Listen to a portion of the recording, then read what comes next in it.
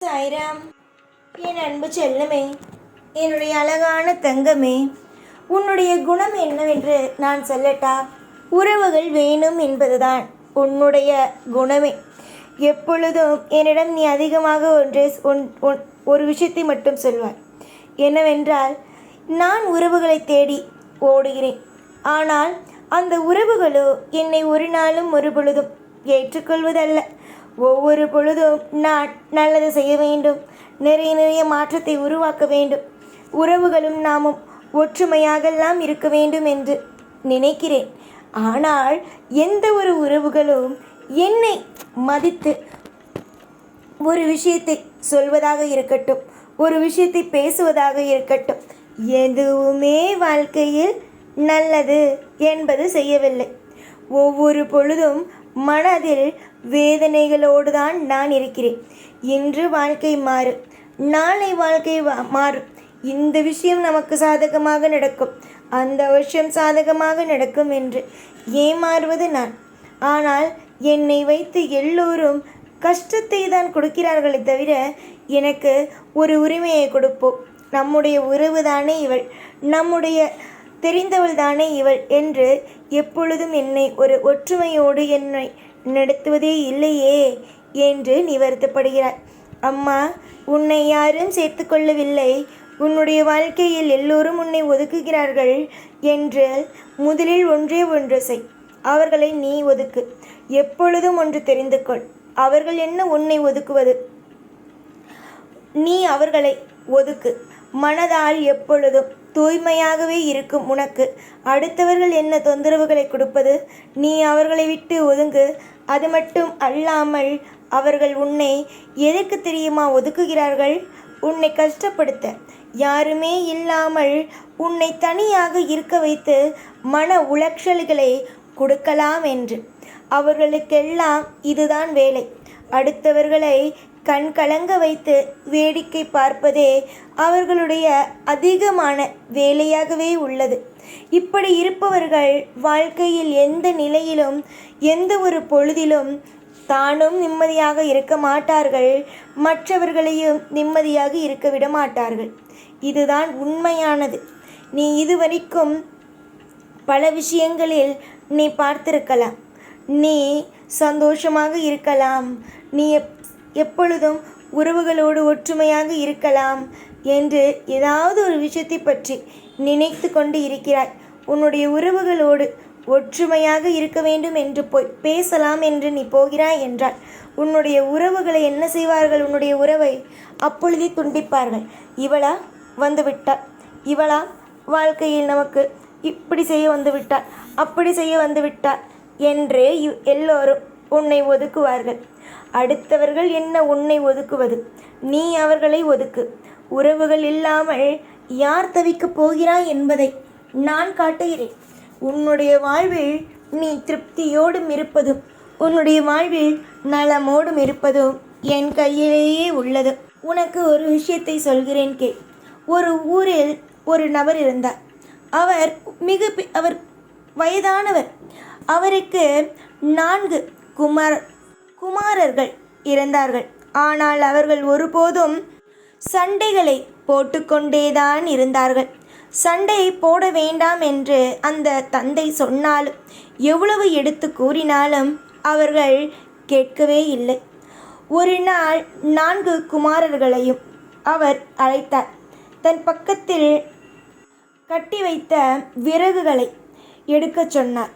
அவர் பக்கத்தில் கட்டி வைத்திருந்த விறகு கட்டைகளை எடுக்கச் சொன்னார். ஒவ்வொருவரிடம் சொன்னார். அந்த கட்டோடு எடுத்து அதை அப்படியே முறிக்கும்படி கூறினார்.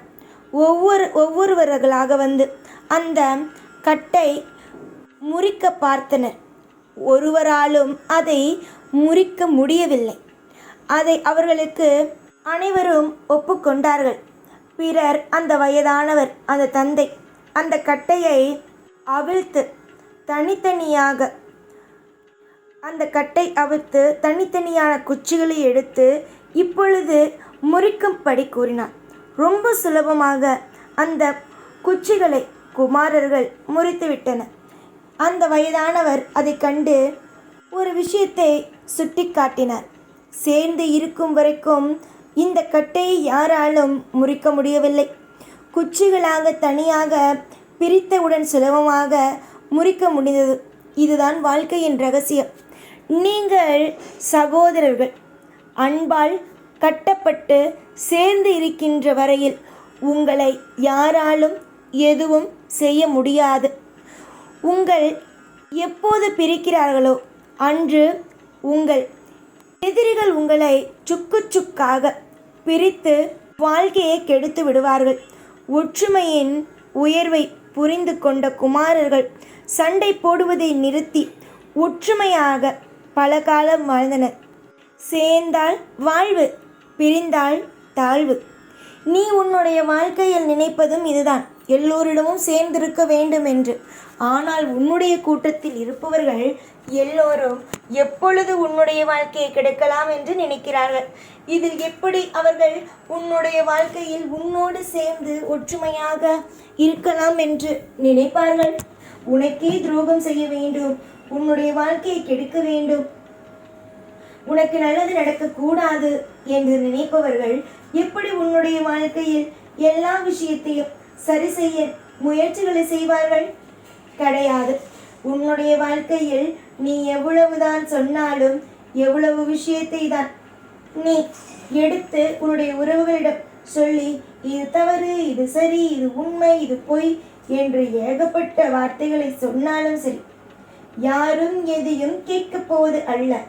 அதனால் நீ என்ன செய்ய வேண்டும் தெரியுமா? வாழ்க்கையை எல்லா விஷயத்தையும் அப்படியே உன்னுடைய வாழ்க்கையில் செய். எல்லோரும் வேண்டும் என்று நீ மட்டும் நினைத்தால் போதுமா? அடுத்தவர்களும் நினைக்க வேண்டும் அல்லவா? அடிபட்டு தானாகவே வருவார்கள். நிச்சயமாகவே அடிபட்டு தானாக வருவார்கள். அப்பொழுது அனைவருக்கும் எல்லாம் புரியும். நீ எல்லா விஷயத்தையும் போட்டு, எல்லா நிமிஷங்களும் எல்லா குழப்பங்களையும் போட்டு குழப்பிக்கொண்டு தவித்து கொண்டு இருக்காது.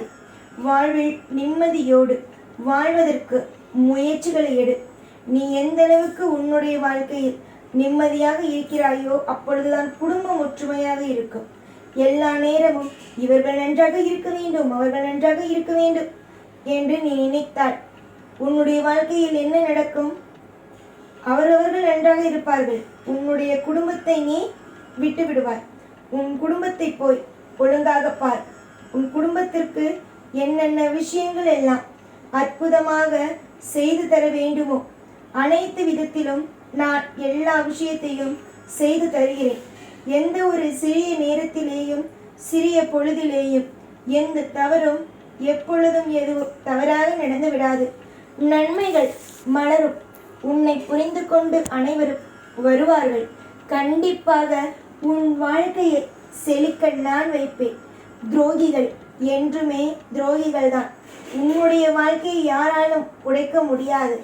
ஆனால் ஒரே ஒரு விஷயத்தை மட்டும் இந்த நேரத்தில் நான் சொல்ல ஆசைப்படுகிறேன். அது என்னவென்றால், நீ உறவுகள் வேண்டுமென்று நினைக்கிறாய் அல்லவா? இந்த மனம் யாருக்கும் அவ்வளவு சீக்கிரம் வராது. உறவுகள் வேண்டாம் என்று தூக்கி போடுவதற்குத்தான் இங்கு எல்லோரும் காத்திருக்கிறாங்களே தவிர உறவுகள் வேண்டும், நலமோடு இருக்க வேண்டும், வளமோடு இருக்க வேண்டும் என்று நினைப்பதல்ல.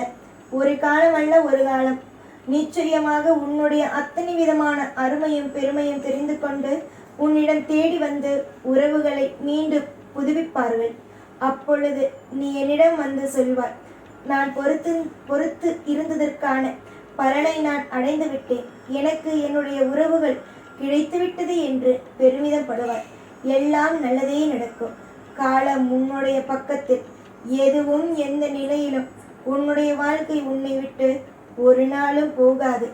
நன்மை நடக்கட்டும், சந்தோஷம் பெருகட்டும். உன்னுடைய வாழ்வில் வர வர ஏற்றங்கள் இருந்து கொண்டே இருக்கட்டும். எப்பொழுதும் உன் கூடவே தான் இருப்பேன். இந்த சாய்நான். ஓம் சாய்ராம்.